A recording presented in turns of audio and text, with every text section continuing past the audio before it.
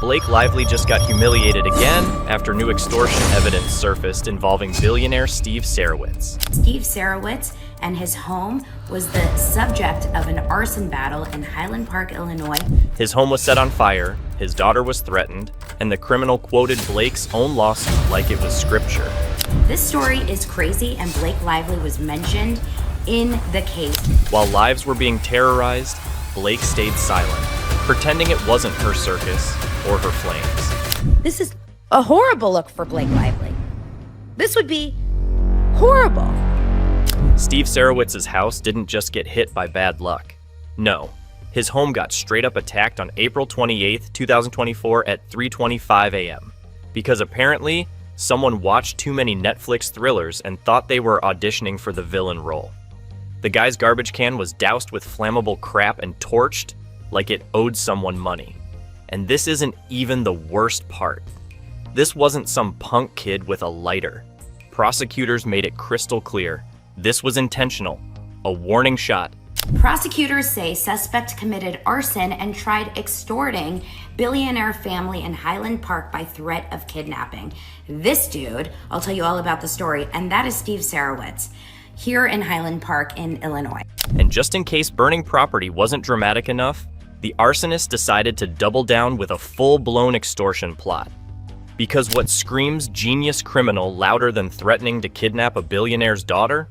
Yep, that's right. A college-age girl, just living her life, going to school, probably stressed over exams and roommates, and now suddenly her name's being thrown into ransom messages? That's trauma, not tabloid material. Prosecutors say a suspect committed arson at a billionaire's family home and then threatened to kidnap their daughter if they did not provide him $80,000 in cash. But here's where it gets cinematic. Because the ransom messages, they weren't just demanding money. They dragged in none other than Blake Lively. Yes, that Blake Lively. Hollywood's favorite golden girl who thinks she's the second coming of feminism because she wore a power suit to a Vogue shoot once. We know that he's the founder of Wayfarer Studios. We know him as also being named as the defendant in this lawsuit from Blake Lively. We know him as being part of the co-producer of It Ends With Us. The messages claimed Sarowitz was prepared to drop $100 million just to ruin her and her family. $100 million. To destroy the woman who thinks activism is posting about florals during a sexual assault subplot. Make it make sense. A part of the film production company that is involved in an active lawsuit against Blake Lively and other Hollywood producer. Now here's the kicker. The attorney said the drama involved the Hollywood debacle. Now pause. While Steve Sarowitz's family is living a real-life horror movie, what's Blake doing? Standing up for safety? Showing concern? Condemning the threats? No, she's too busy posting red carpet selfies with captions like, "Bloom where you're planted. Honey, your reputation is in flames, and you're over here doing a lifestyle blog cosplay." The silence is louder than the fire alarms. I overheard, or I was told by Steve Sarowitz, that he was willing to spend all this money to ruin Ryan Reynolds and Blake Lively. Prosecutors say that this man, his name is Eduardo Aragon. This guy on the left, this suspect committed arson, tried extorting billionaire family in Highland Park by threat of kidnapping. There's no direct line tying her to this lunatic, but the way her name was dragged through every single one of his messages, that doesn't scream coincidence. That screams obsession. This wasn't just some I need rent money type of crime. This was full-on parasocial meltdown. Dude was out here spoofing phone numbers, using anonymous texting tools, hiding behind internet apps like a teenager trying to sneak onto a dating site. Classic budget Bond villain energy. You can leave the lights on, you can upgrade your security, and we will still get by. Understand we took precautions to stay hidden. We are prepared to ruin all your lives. We're not asking for millions, just for $80,000. That's nothing to you people, the message said. Eduardo thought he was outsmarting everyone using library Wi-Fi like he was Jason Bourne. But in reality, the cameras caught him like he was shoplifting candy bars. And what really chills the spine? He knew exactly where the Sarowitz daughter lived. Not just the college, her sorority, her dorm, her movements, That's not desperation. That's stalker-level commitment. Eduardo Aragon of Highland Park was seen on surveillance video coming to the library parking lot at night, using the free Wi-Fi at the same time the messages were sent. So now the question becomes, was he acting alone or was he weaponized? Because you don't wake up unemployed for 2 years and suddenly go full mission, impossible against a billionaire and his daughter unless something or someone pushed you. Maybe it was just blind obsession, or maybe it was strategic manipulation. Either way, Blake's name being used as the driving force makes her look less like a victim and more like an instigator by proxy. She didn't light the match, but her silence sure fanned the flames. Now let's get into that $100 million whisper war, shall we? Because somehow that exact number made its dramatic entrance straight into a ransom note. The same figure that Blake's legal team claimed Sarowitz was supposedly spending to destroy her reputation. Oh, really? So now Eduardo is quoting Blake's lawsuit like it's scripture? Either he's an unusually loyal fanboy, or he's picking up intel from someone playing a very dirty game. Aragon confessed that he was the one that started the fire on the Sarowitz property. He admitted going to the library and sending the messages over Wi-Fi demanding the $80,000 to not kidnap the family's daughter. He had been out of work for 2 years and needed the money. There is zero actual evidence Sarowitz said he'd spend that kind of money to ruin Blake Lively. No court records, no audio leaks, nothing concrete. But here we are, with that phrase being used as leverage in a felony-level extortion case. That isn't coincidence. That's either a well-timed manipulation or a grotesque example of how celebrity drama can spiral into criminality. And if Blake's PR team thinks this is just another headline to sweep under the rug, they're not just incompetent, they're reckless. Let's get real. If your legal filings are inspiring extortion plots, it's time for a full system audit. Either the messaging was sloppy enough to be misused by psychos, or someone from Team Lively left breadcrumbs for a moron like Eduardo to follow. Whichever way you cut it, it's dangerous. This is no longer about who's right in the courtroom. This is about who's giving deranged people the ammunition they need to commit actual crimes. He was charged on 1 count of arson, 6 counts of intimidation, and 1 count of harassment through electronic communication. The lawyers claims that, Aragon put a price on the lives of the family. The defendant premeditated his actions, had the means and sophistication to find the phone numbers of the family members. And speaking of crimes, let's talk about how Eduardo got caught, because honestly, it's embarrassing. The FBI and Highland Park police didn't have to work that hard. They tracked him using basic digital warrants, standard IP tracing, and the kind of surveillance footage any YouTuber with a ring light could have analyzed. Eduardo used the public library's Wi-Fi at night while wearing a face that screamed, "I did it."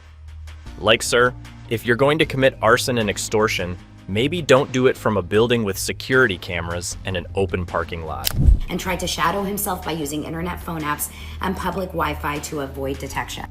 The prosecutor said the messages were not only meant to serve the purpose of greed, but also to invoke fear in the Sarowitz family, with Aragon researching where the daughter was going to school. Oh, and that gift he left at the Sarowitz residence? Forensic evidence traced it right back to him. Combine that with his confession, and it's pretty much case closed. He's now officially charged with 1 count of arson, 6 counts of intimidation, and 1 count of harassment through electronic communication. Congratulations, Eduardo. You went from unemployed loser to federal defendant faster than Blake Lively changes accents on press tours. The defendant took substantial steps to terrorize his family, and he has succeeded in placing them in a constant state of fear for their safety. Mark your calendars. May 29th, 2025. That's when Eduardo's back in court. Security will be tighter than Blake's Met Gala corset, and you better believe this circus is far from over. What's wild is that the deeper we go into this mess, the worse Blake looks. Her name, her words, her silence, it's all echoing through courtrooms and case files like she's the ghostwriter of a criminal manifesto. I believe it's very easy for a lot of people to lie on the stand. But hey, maybe she's too busy planning another plantation-themed event to notice. Or maybe she's still trying to figure out how to make women's rights sound like a perfume ad. Either way, her refusal to speak, to condemn, to clarify, it's not noble, it's negligent. And when a billionaire's daughter is being threatened with kidnapping and your name is being weaponized to do it, you don't get to play dumb. You don't get to sip on iced matcha and pretend this isn't your mess, too. You'd think being a billionaire might buy you some protection from chaos, but nope. Not when Blake Lively's lawsuit energy is floating around like toxic smoke. Steve Sarowitz, the man behind Paylocity since 1997, Blue Marble Global Payroll since 2013, and co-founder of Wayfarer Studios, is learning that even 8-figure net worths can't stop a deranged loser from torching your front yard. His home wasn't just targeted, it was breached, set on fire, turned into the backdrop for a crime scene that could have been ripped out of an HBO docuseries. But Steve Sarowitz, from all the research I've done, seems like a very philanthropic, good man. He seems like he is a man that likes to donate his money. He likes to give. He seems like he's behind good causes. And let's not forget Jessica Sarowitz. This woman isn't just a billionaire's wife sipping green juice in a glass mansion. She's the managing partner of Forest Bay Partners, a family office overseeing a range of private businesses. She's a heavy hitter, she's running empires, and yet even she got dragged into this mess by some clown with a gas can and a Wi-Fi signal. She's not playing PR games on Instagram. She's literally receiving threats about her daughter being kidnapped. And that daughter? A college honor student with chronic migraines. Yeah, real life, not some Blake Lively scripted trauma porn. The Wayfarer Foundation is, of course, as you know, closing down because of all of this drama. We have a lot of roadblocks ahead, but to terrorize his family, he and his wife and his daughter because of this, and using this to advantage and using Blake Lively's name, like, this is too far. But here's Blake Lively, the walking Instagram filter with a god complex, acting like this is just another Tuesday. She's ignoring the fallout like she's above it all. Meanwhile, a real family with actual reputations built on work, not Vogue spreads, is under siege. The collapse of the Wayfarer Foundation in April 2025, an organization that funded mental health support, youth outreach, and social equity programs across the country, gone. Shut down. Pulled from existence not because of failure, but because of legal costs, PR fires, and fallout from a lawsuit that should have been buried under common sense. But no. Blake Lively's empire of delusion had to come crashing down on something, and apparently, it was a foundation trying to keep vulnerable kids off the streets. Good job, girl boss. He is trying to protect Justin Baldoni, and he is trying to protect the name of Wayfarer and his producers on this film. He is also someone of the Baha'i faith. The kicker? Nobody's talking about it. The media is too busy covering Kim Kardashian's latest iced coffee run to mention that a philanthropic empire just folded. Local Illinois outlets and one or two brave creators like Daily Dose of Donna are the only ones sounding the alarm. Meanwhile, Queen Blake, former high priestess of empowered storytelling, hasn't even bothered to send a tweet. Nothing. No statement, no acknowledgement, not even a fake publicist email written on Notes app font. The woman who built her brand on standing for women, for justice, for good vibes and cottagecore feminism, she's suddenly mute. But you know what she did have time for? Posing at events with forced laughter and flower crowns like she's spiritually above all this? Girl, your fake feminist campaign just helped sink a foundation, and you're playing dress up? Get real. Steve and Jessica Sarowitz had to watch their life's work dismantled one headline at a time, and Blake Lively couldn't be bothered to drop a line of sympathy. Zero class, not even a sympathy emoji, not even a sending thoughts placeholder. Just vibes. And before the Blake defenders start shrieking, "But she's not responsible for Eduardo Aragon," you're right. She didn't set the fire. She didn't type the threats, but her name was used in a crime, her narrative, her lawsuit language, her legal PR, and she said absolutely nothing while people suffered real consequences. That's not grace, that's negligence. He is detained, and he is scheduled to appear in court again on May 29th for a preliminary hearing. This is where it gets disturbing. This isn't just Hollywood drama anymore. This is a blueprint for how celebrity narratives can leak into reality and light it on fire. Literally. The Sarowitz family is being terrorized. Their daughter's name is in threat messages. Their home was burned. Their foundation destroyed. And Blake Lively is out here spinning it like some kind of cinematic arc in her own hero journey. Except in this story, she's not the hero. She's the plot device that led to someone else's ruin. We are prepared to ruin all your lives over a little bit of money. The next fire we start will be from the inside, the message said. And here's the really sick twist. Her silence is the headline. While everyone else is scrambling for damage control, Blake is doing performance art with her quiet detachment. And for what? To protect her feminist image? If feminism means letting a charity burn to the ground and watching a family get stalked in your name without lifting a perfectly manicured finger, then congrats. Blake Lively has officially redefined it, because this isn't a question of guilt. It's a question of accountability. She doesn't need to go to court, but she does need to show the bare minimum of human decency. Acknowledge that her legal narrative was co-opted by a criminal. Show concern for the innocent people affected. Offer words, support, anything that proves she has an ounce of empathy.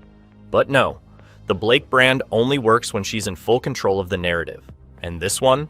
She can't spin it, so she's pretending it doesn't exist. Blake, here's the hard truth. Silence is not innocence. Not when your name is showing up in felony-level crimes. Not when someone's daughter is getting threatening texts. Not when a fire is being set in your name. You don't get to act like this is beneath you. You're in it. You're part of it. And the world is watching how you choose to show up. Or hide. So, no, you're not the misunderstood icon in this story. You're the ghost that lingers in every threatening message. The unspoken subject behind every news headline. You're finally the main character, Blake. But not in the rom-com you were hoping for. You're the twist in someone else's horror story. And the credits aren't rolling anytime soon. Blake's silence is deafening. So what do you think she's really hiding? Hit that subscribe button and let's expose more together.